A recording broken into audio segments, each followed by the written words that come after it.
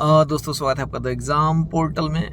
गणतंत्र दिवस के अवसर पे आप सभी को द एग्ज़ाम पोर्टल टीम की तरफ से हार्दिक शुभकामनाएं। मैं प्रार्थना करता हूं और आशा करता हूं कि इस वर्ष आप अपने उम्मीदों पे कायम होंगे और आपने इस वर्ष जो करने का ठाना है या जो करने की ठानी है उसको आप अचीव कर सकें।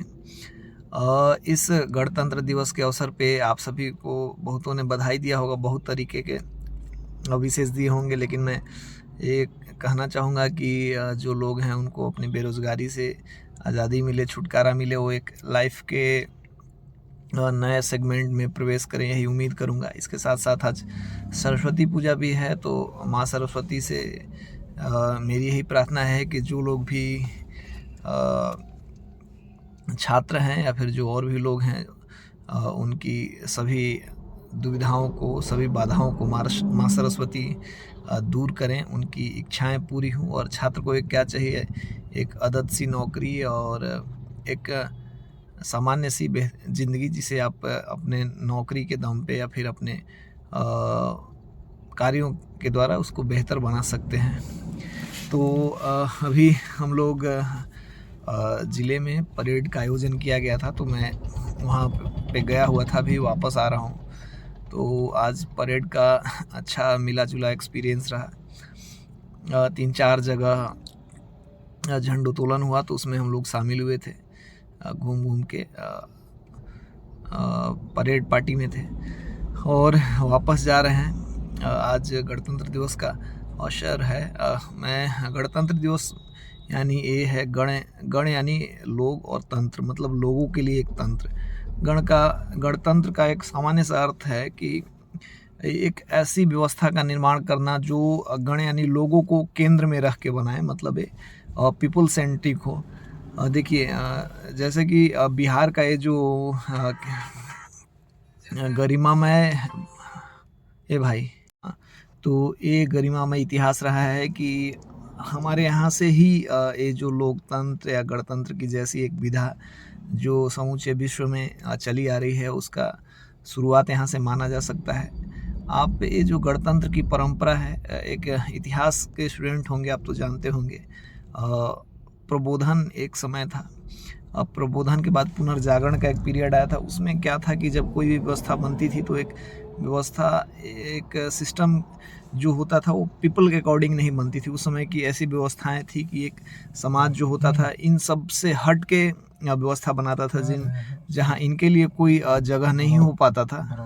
तो जैसे जैसे व्यवस्था समाज में परिवर्तन हुआ, लोगों के द्वारा बौद्धिक विचारों के द्वारा परिवर्तन आया, उस परिवर्तन को आगे जैसे मैं मतलब आपको बेसिकली बताना चाह रहा हूँ कि जो संविधान के निर्माण की प्रक्रिया को सबसे पहले आप देखेंगे तो पाएंगे कि जब फ्रांस की क्रांति हुई थी, तो फ्रांस की क्रांति जैसे 1789 के बाद उन 3-4-25 सालों में 3-4 चरणों में क्रांति बन के आई है। तो उस समय जो संविधान का निर्माण हुआ, लोगों को उनके अधिकार मिले, बहुत तरीके के अधिकार मिले हैं, अलग अलग तरीके के।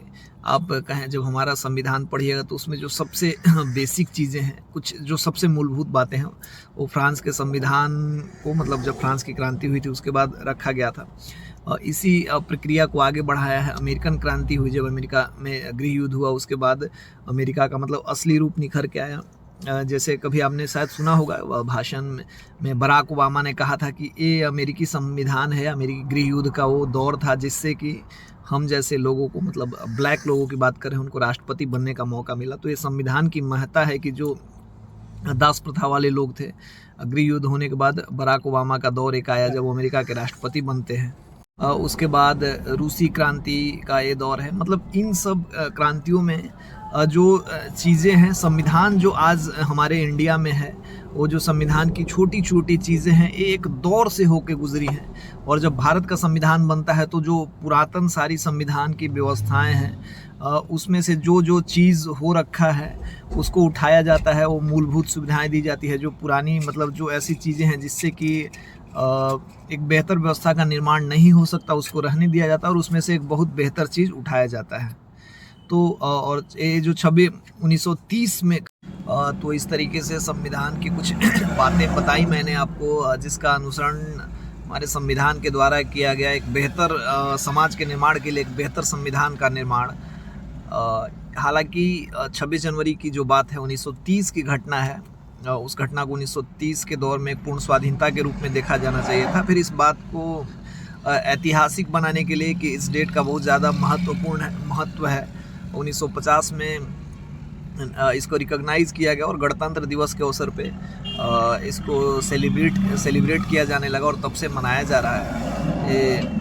तो कुल मिला जुला के कहना है कि जो संविधान परक व्यवस्था है हमारे देश में, इससे एक आम आदमी एक बहुत ऊंचे पोस्ट पे और एक बहुत ऊंचा व्यक्ति जो है एक सामान्य सी स्थिति में रह सकता है। हमारे संविधान की विशेषता है, आपने लक्ष्मीकांत की पॉलिटी पढ़ी होगी तो उसमें पता होगा कि आर्टिकल ये जो है मूल अधिकार के 13-14 हैं, उसमें क्या क्या लिखा हुआ है। सबके लिए इक्वल राइट्स हैं, किस तरीके से इक्वल राइट का डिस्ट्रीब्यूशन होता है जो बाकी के देशों में नहीं है। हालांकि चलिए हम लोग आ रहे थे परेड करके, बढ़िया लगा। ये सब चीज़ें हैं, कभी कभी होते रहनी चाहिए हमारे अंदर के जील देशभक्ति जज्बे को कायम रखने के लिए।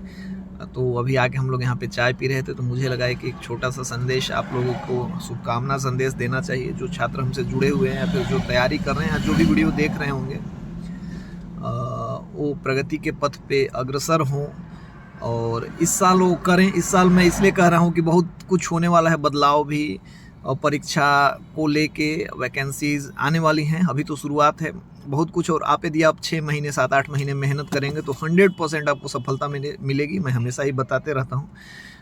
मेरे 2 मित्र साथ में बैठे हुए पीछे आपको दिख रहे होंगे और एक साथ में यहाँ बैठे हुए, तो इन सब की तरफ से भी आपको गणतंत्र दिवस की हार्दिक शुभेच्छा, बधाइयाँ। जय हिंद।